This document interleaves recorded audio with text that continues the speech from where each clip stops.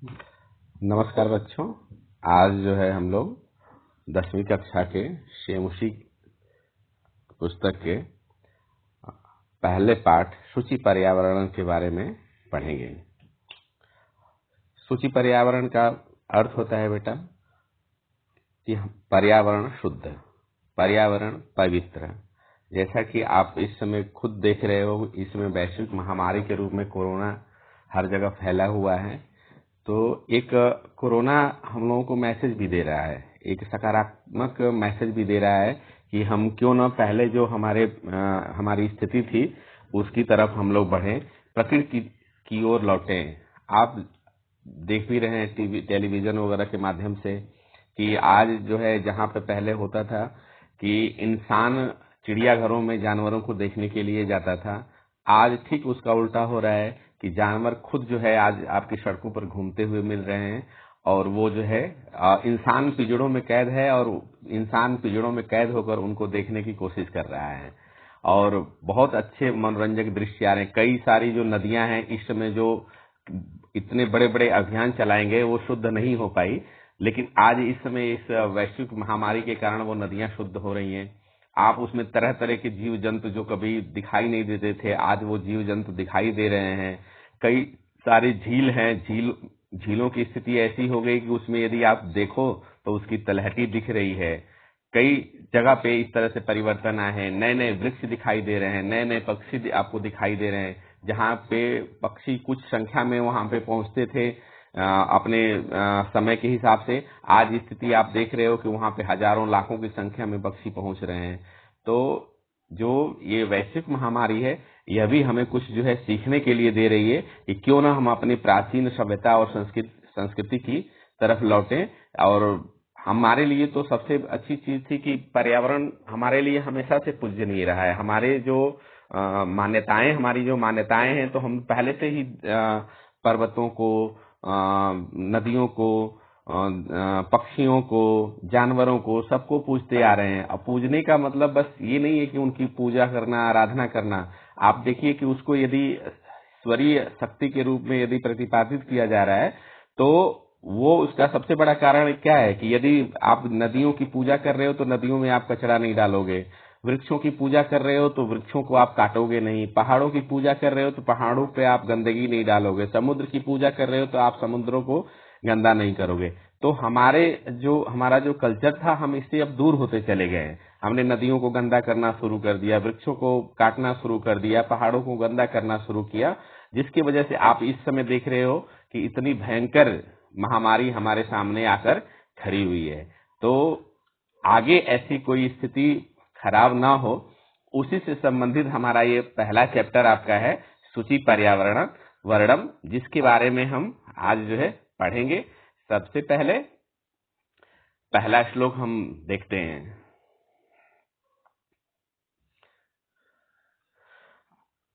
पहला श्लोक बेटा है, दुर्वह मत्र जीवितम जातम प्रकृति रेव शरणम शुचि पर्यावरणम महानगर मध्ये चलदनिशम कालायश्चक्रम मनः शोषयत तनुः पेशयद भ्रमति सदा वक्रम दूरदान्तैरत्नैः अमूना श्यान्नैव जनग्रसनम शुचि पर्यावरणम। अब यहाँ पे आप देखोगे कि इस स्लाइड में जो है आपका अन्वय दिया, अन्वय के द्वारा अर्थ करना आसान होता है, तो अन्वय से ही हम जो है अर्थ करने की कोशिश करेंगे।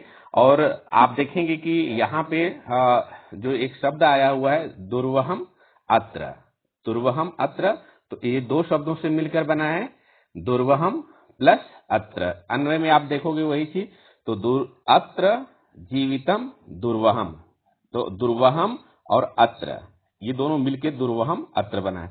तो अत्र जीवितम दुर्वहम जातम, अत्र मतलब होता है यहाँ, जीवितम मतलब होता है जीवनम, जीना, दुर्वहम, दुर्वहम का अर्थ होता है कठिन, जातम हो रहा है, प्रकृति ही एव शरणम। यहाँ पे देखो आया शब्द जो है ना प्रकृति रेव, तो इसको यदि अलग अलग आप करोगे तो प्रकृति रेव शरणम, प्रकृति ही एव शरणम। यहाँ पे देखो प्रकृति ही एव शरणम, प्रकृति ही एकमात्र सहारा है।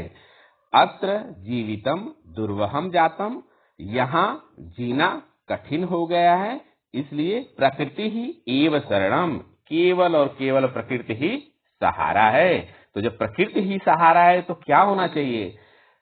शुचि पर्यावरणम, हमारा पर्यावरण शुद्ध होना चाहिए, पवित्र होना चाहिए। यदि हमारा पर्यावरण शुद्ध होगा, हमारी नदियां स्वच्छ होंगी, निर्मल होंगी, हमारे पहाड़ स्वच्छ होंगे, हमारे यहाँ वृक्षों की बहुतायत होगी, तो जो भी भयंकर बीमारियां आ रही हैं इस समय, वो सारी बीमारियां नहीं आएंगी। महानगर मध्य, महानगर मध्य, महानगर के बीच में काला यशः चक्रम, काला यशः मतलब लोहे का पहिया, इसको लौह चक्रस्य भी कह सकते हो। काला यशः चक्रम, लोहे का पहिया, अनिशम, अनिशम को अहर्निशम भी कहते हैं। इसको आप व्याख्या करोगे तो अहर्निशम, अहर्निशम मतलब होता है दिन रात, चलता रहता है। महानगर के बीच में, नगरों के बीच में लोहे का पहिया दिन रात चलता रहता है। मनः शोषयत, मन को सुखाता है, और तनुः पेशयद, शरीर को पीसता है, और सदा वक्रम भवति, हमेशा टेढ़ा ही रहता है, हमेशा वक्र ही रहता है। अमुना दुर्दांतई दशनै, यह अपने, अमुना यह अपने दूरदांतई, दूरदांतई दशनै, दशनै मतलब दांत, दूरदांतई मतलब होता है नुकीले दांतों से। यह अपने नुकीले दांतों से जनग्रसनम न एव सात, लोगों का ग्रास न बना ले, लोगों को समाप्त न कर दे, इसलिए क्या होना चाहिए? अब देखिए यहाँ पे ये आता है शब्द शुचि पर्यावरणम, इसलिए हमारा पर्यावरण शुद्ध होना चाहिए। एक बार फिर से इसके अर्थ को समझ लेते हैं। अत्र जीवितम दुर्वहम जातम, प्रकृति ही एव शरणम, यहाँ जीना कठिन हो रहा है, प्रकृति ही एकमात्र सहारा है, इसलिए पर्यावरण शुद्ध होना चाहिए। महानगर मध्य कालायस चक्रम अनिशम चलत, कह रहे महानगर मध्य, महानगर के बीच में कालायस चक्रम यानी लोहे का पहिया अनिशम चलत, अनिशम मतलब दिन रात चलता रहता है, अहर्निशम चलत, दिन रात चलता रहता है। और वो क्या करता है? मनः शोषयत तनुः पेशयत, मन को सोखता है और शरीर को पीसता है, और सदा वक्रम भवति, हमेशा टेढ़ा रहता है।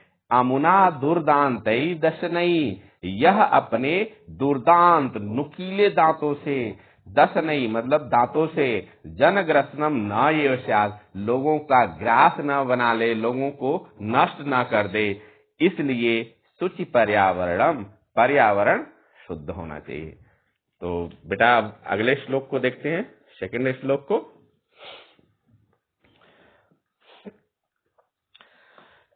कज्जल मलिनम धूमम मुंचति सतशकटीयानम, वाष्पयान माला संधावति वितरन्ति ध्वानम, यानानां पंक्तयो ह्यनन्ता कठिनं संसरणम, शुचि पर्यावरणम, शुचि पर्यावरणम। अब यहाँ पे देखिए दूसरे श्लोक में, शत शकटीयानम, शत यहाँ पे देखने की कोशिश करेंगे पहली लाइन में।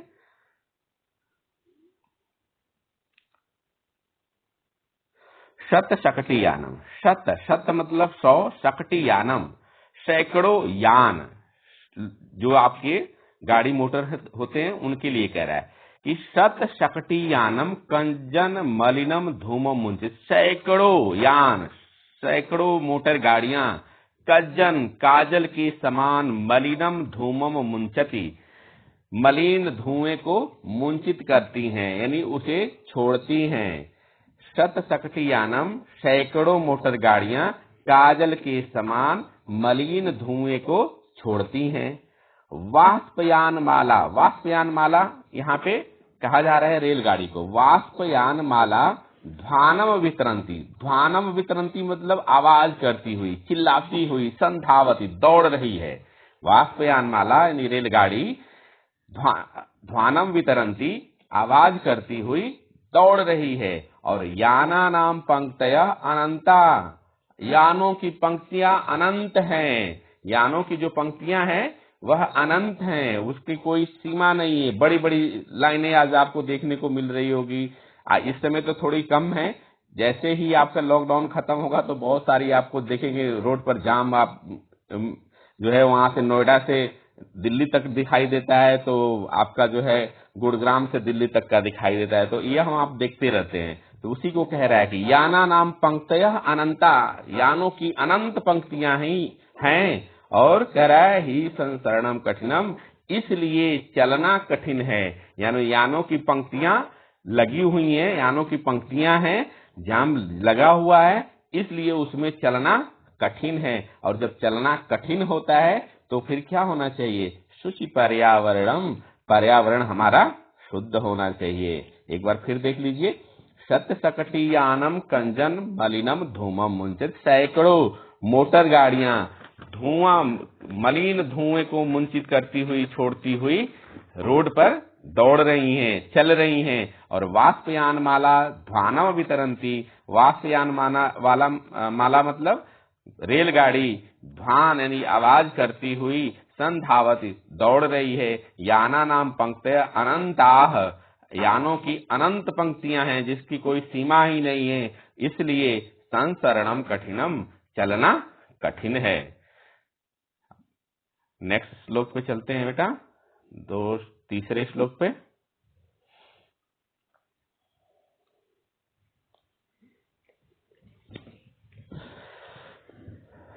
आपका स्वागत है तीसरे श्लोक में। वायुमंडलम भृशम दूषितम नहि निर्मलम जलम, कुत्सित वस्तु मिश्रितम भक्ष्यम समलम धरातलम, करणीयम बहिरंतर जगति तु बहुशुद्धीकरणम, शुचि पर्यावरणम, शुचि पर्यावरणम। हम यहाँ पे देखते हैं तीसरे श्लोक में कह रहा है वायुमंडलम,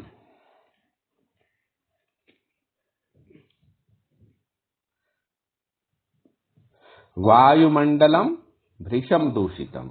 वायुमंडल जो है, आपने देखा ही है, दिल्ली वाले तो इससे सबसे ज्यादा परेशान होते हैं। समय समय पर इसकी भी एक स्पेशल छुट्टी आपकी होती है कि दीपावली जैसे ही बीतती है उसके बाद जो है प्रदूषण की छुट्टी हो जाती है।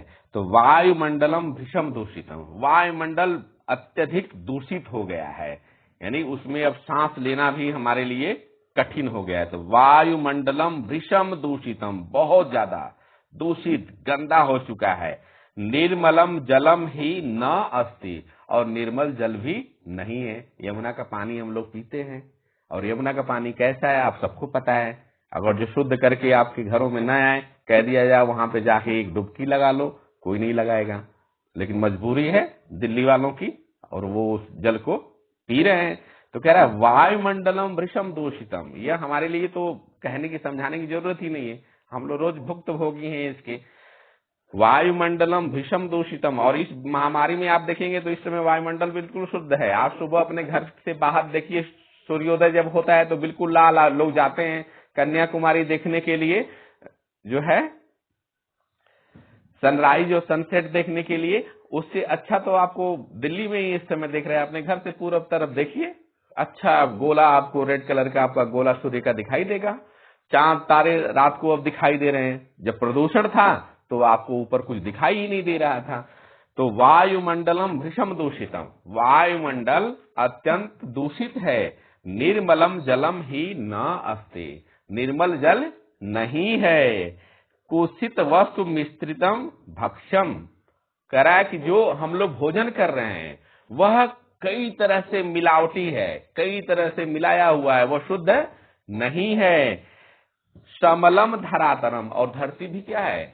गंध से युक्त है। आप सबने देखा होगा कि भारत के बारे में कहा जाता था कि गंदगी वाला देश है, यहाँ पे साफ सफाई नहीं है। इसीलिए आप सबको पता है माननीय प्रधानमंत्री ने सफाई का अभियान चलाया, अब जगह जगह पे आप देखते होंगे कि आपको डस्टबिन दिखती है, तो कोशिश हमारी होनी चाहिए कि जो भी कचरा है उसको डस्टबिन में हम डालें, अपने धरती को क्या करें, हम शुद्ध बनाएं, पवित्र बनाएं।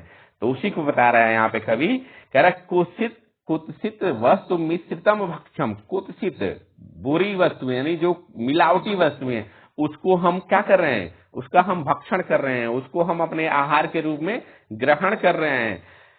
समलम धरातलम, और यह धरातल भी क्या हो गया है, बहुत ही गंदा हो चुका है, इसकी हमें जो है सफाई करने की आवश्यकता है। बहि अंतः जगत तु बहुशुद्धिकरणम करणीयम।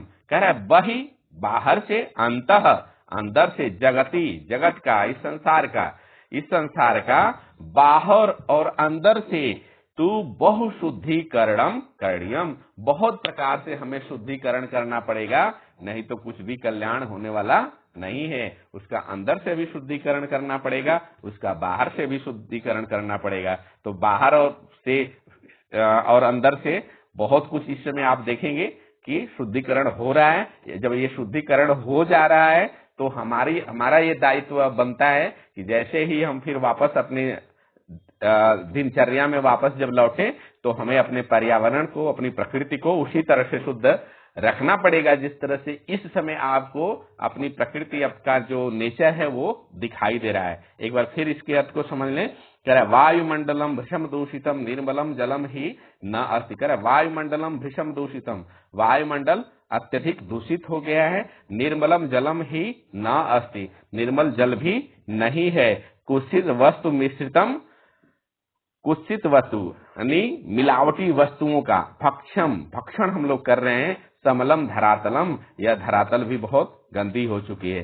बहि अंतः जगति तु बहुशुद्धिकरणम करणीयम, इस संसार को बाहर और अंदर से बहुत ही शुद्ध करने की आवश्यकता है। धन्यवाद बच्चों। अभी हमने सूची पर्यावरण पाठ के 3 श्लोकों के बारे में पढ़ा है, और इसी का पार्ट 2 में बनाऊंगा, जिसमें बाकी के 4 श्लोकों के बारे में हम लोग पढ़ेंगे। एक बार पुनः आप सबका धन्यवाद।